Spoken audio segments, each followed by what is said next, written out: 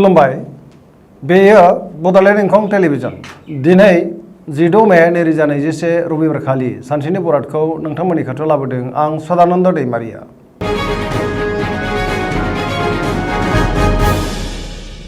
सिगां फरायनो लादों मेष राशि गिबि हांखो अ ल दिनैनि साना मोजां आरो गाज्रिनि गेजेरजों बाबेनलांगोन। गोसोखौ जोबोर गिलुं आरो गुलुं मोनगोन। गावखौनो हारसिं मोनगोन।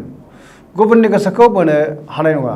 मावनो लानाय खामानिखौ थि समाव मावफुंनो गोब्राब जागोन। देहाया दिनै मोजाङै थागोन। अब्लाबो नाथाय जानाय लोंनायाव सांग्रां जानाया गाहाम।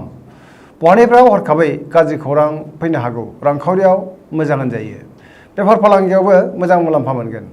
गोसोनि लुबैनाया नाथाय बांद्राय जागोन। फरायसाफ्रा मोजां फिथाइ मोनगोन आरो फरायनायाव गोसो दुंखांगोन। लाइमोनफोरनि गोसोआ दिनै जोबोर आला-खाला जागोन।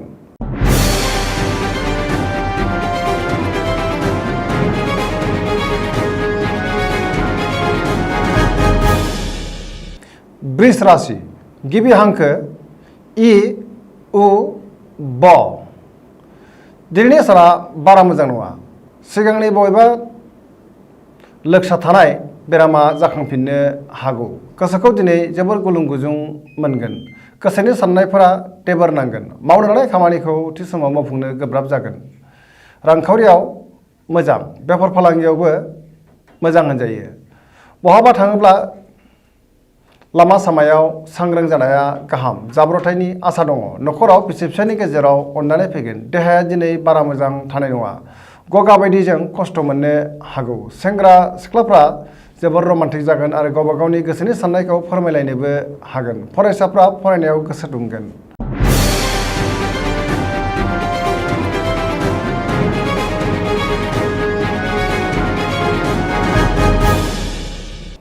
मिथुन राशि गिबि हांखो क छ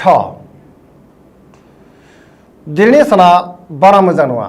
गोसोखौ जोबोर गुलाय-गुजाय मोनगोन। गुबुननि थाखाय नाङा-फाङा जेंनायाव गोग्लैनांनो हागौ। सांग्रां जानाया गाहाम। सोरनिबा सायाव गोबां रागा जोंफ्लांगोन। देहाया दिनै मोजां थानाय नङा। जानाय लोंनायाव सांग्रां जानाया गाहाम। रांखावरियाव बारा मोजां नङा। नाङा-फाङा खरसायाबो बांगोन। बेफार फालांगियाव मोजां नङा। गोबां खहा जानांनो हागौ। न'खराव अनलायनाय फैगोन। समाजाव मान मोनगोन। गोसोनि बोलोआ अदेबानि अब्लाबो बांगोन। मावनो लानाय खामानिखौ थि समाव मावफुंनो गोब्राब जागोन। गुबुनजों गोरोबनानै थानो रोंनाय नङा। बिदा-फंबायनि अदेबानि हेफाजाब मोनगोन। बिमा-बिफानि अननाय आरो बोरखौबो मोननो हागोन। लाइमोनफोरनि गोसोआ दिनै जोबोर आला-खाला जागोन।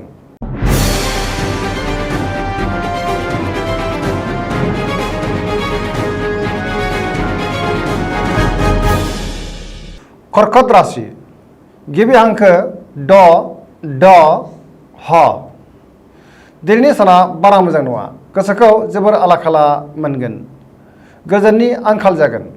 मावनो लानाय खामानिखौ थि समाव मावफुंनो गोब्राब जागोन। रांखावरियाव मोजां। बेफार फालांगियावबो मोजां होनजायो। देहाया दिनै मोजाङै थागोन। अब्लाबो नाथाय जानाय लोंनायाव सांग्रां जानाया गाहाम। गुबुननि हेफाजाब मोनगोन। गुबुननि गोसोखौ नाथाय बोनो हानाय नङा। न'खराव बिसि-फिसायनि गेजेराव एना-एनि फैनो हागौ। बिदा-फंबायजों नांलाय-खमलाय जानोबो हागौ। गोदान खामानिखौ एबा गोदान प्रजेक्टआव आखाइ होथ'यैआनो मोजां। सोरनिबा सायाव फोथायनाय गैयै जागोन। लाइमोनफोरनि गोसोआ दिनै आला-खाला जागोन। फरायसाफ्रा अदेबानि फरायनायाव गोसो दुंगोन आरो धोरोमारि बिथिङावबो गोसो दुंखांगोन।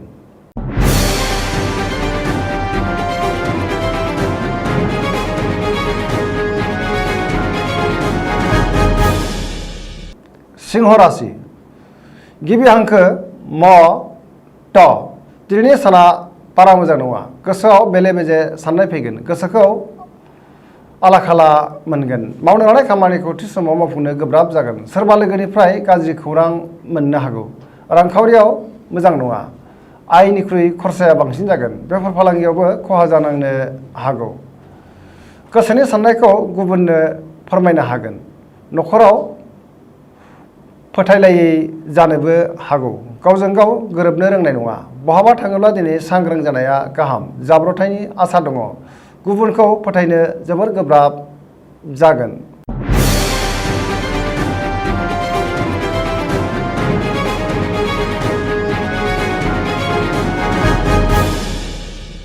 कन्या राशि गिबि हांखो प ट दिनैनि साना जोबोर मोजां गोसोआव गोग्गो साननाय फैगोन माबा मोनसे गोदान थांखि लानो रोंगोन मोजां सानखांनो रोंगोन देहाया दिनै मोजाङै थागोन अब्लाबो नाथाय जानाय लोंनायाव सांग्रां जानाया गाहाम रांखावरियाव जोबोर मोजां बेफार फालांगियावबो जोबोर मोजां होनजायो गोबां सुबुंजों लोगो मोनज्लायगोन आरो खामानि मावनोबो खाबु मोनगोन न'खराव अननानै फैगोन गोबां खामानियाव मुखुब थागोन फरायसाफ्रा फरायनायाव गोसो दुंखांगोन लाइमोनफोरनि गोसोआ दिनै जोबोर रमान्टिक जागोन गुबुनजों मोजां सोमोन्दो लाखिनो रोंगोन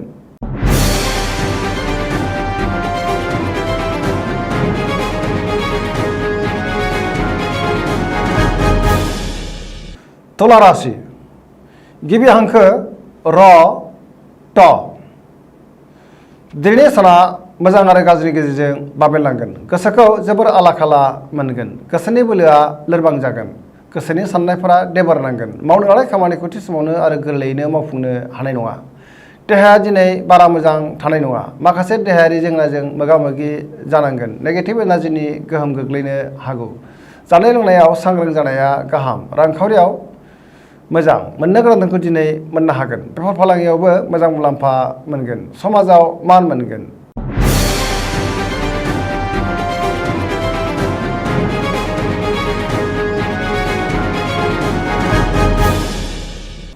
वृश्चिक राशि गिबि हांखो न स दिनैनि साना मोजां आरो गाज्रिनि गेजेरजों बाबेनलांगोन गोसोखौ जोबोर उसाव बादाव मोनगोन मावनो लानाय खामानिखौ थि समावनो मावफुंनो गोब्राब जागोन गोसोनि साननायफ्रा देबार नांगोन सोरनिबा गाज्रि नोजोर गोग्लैनो हागौ नेगेटिभ एनार्जिनि गोहोम गोग्लैगोन गोसोनि बोलोआ लोरबां जागोन समाजाव मान मोनगोन न'खराव अनलायनाय फैगोन बिदा फंबायनि हेफाजाबखौ मोननो हागोन रांखावरियाव बारा मोजां नङा नाङा फाङा खरसाया बांगोन बेफार फालांगियाव खहा जानांनो हागौ देहाया दिनै मोजाङै थागोन अब्लाबो नाथाय जानाय लोंनायाव सांग्रां जानाया गाहाम सेंग्रा सिख्लाफ्रा गावबा गावनि गोसोनि साननायखौ फोरमायलायनो हागोन आरो गोसोआ जोबोर रमान्टिक जागोन फरायसाफ्रा फरायनायाव गोसो दुंखांगोन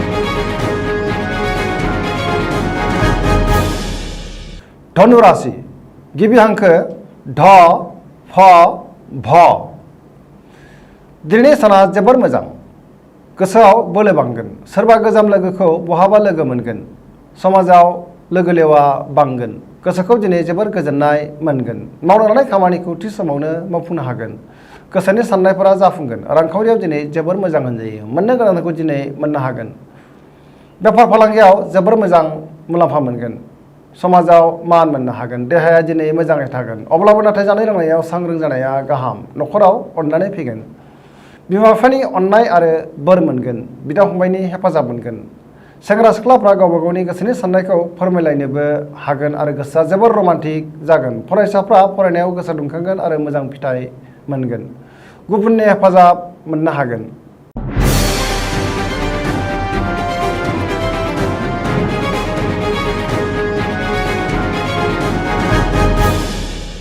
मकर राशि गिबि हांखो ख ज दिनैनि साना जोबोर मोजां गोसोखौ जोबोर गोजोननाय मोनगोन देहाया दिनै मोजाङै थागोन गोसोनि साननायफ्रा जाफुंगोन सिगांनि बबेबा आद्रा खामानिखौ दिनै थि समावनो आरो गोरलैयैनो मावफुंनो हागोन रांखावरियाव जोबोर मोजां होनजायो मोननो गोनांखौ दिनै मोननो हागोन बेफार फालांगियावबो मोजां मुलाम्फा मोनगोन गोब्राब खामानिखौ दिनै मावफुंनो हागोन गोदान खामानि मावनो एबा जागायजेननो हागोन गोदान प्रजेक्टखौ दिनै जागायजेननोबो हागोन न'खराव बिसि फिसायनि गेजेराव अननानै फैगोन बयजोंबो गोरोबनानै थानो रोंगोन गुबुननि गोसोखौ दिनै गोरलैयैनो बोनो हागोन गोसोनि बोलोआ बांगोन गोसोनि साननायफोरा जाफुंसारगोन लाइमोनफोरनि गोसोआ दिनै जोबोर रमान्टिक जागोन आरो गावबा गावनि गोसोनि साननायखौ फोरमायलायनोबो हागोन फरायसाफ्रा फरायनायाव गोसो दुंखांगोन आरो मोजां फिथाइ मोनगोन धोरोमारि बिथिङाव गोसो दुंखांगोन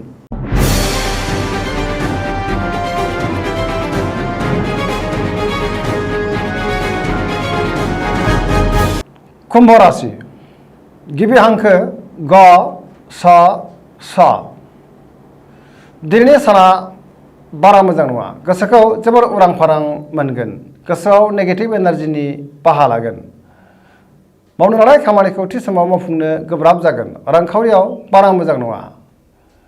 नाङा फाङा खरसाया बांगोन। बेफार फालांगियावबो बारा मोजां नङा। खहा जालांनो हागौ। देहाया दिनै बारा मोजां थानाय नङा। गोबां बिगुरनि बेरामाव गोग्लैनांनो हागौ। जानाय लोंनायाव सांग्रां जानाया गाहाम। न'खराव बिसि फिसायनि गेजेराव अनलायनाय फैगोन। गोदान खामानिखौ दिनै जागायजेननो हानाय नङा। गुबुननि सुबुरुन लानानै खामानिखौ मावनांगोन। ससियेल मिडियायाव जेबो बाहागो लायाबा मोजां, नङाबा माबा मोनसे गोरोन्थि जाफ्लांनो हागौ। सोरजोंबा सोंखारजानोबो हागौ।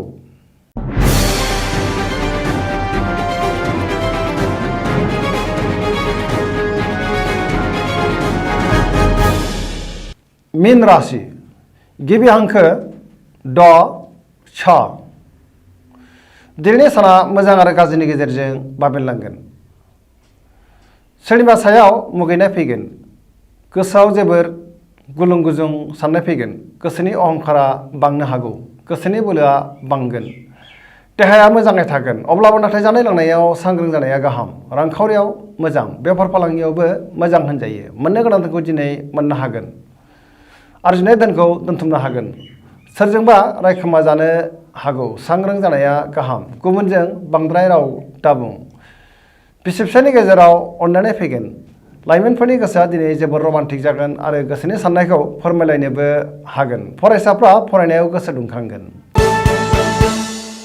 दिनैनि राशि फरायथिनाया एसेनोसै। जोबनायाव बेखौनो खावलायो जाहाथे नोंथांमोना सानफ्रामबो जोंनि बे बड'लेण्ड इंखं टेलिभिजनखौ नायबाय थायो आरो साबस्क्राइब खालामो। एसेनोसै। गोजोन्थों।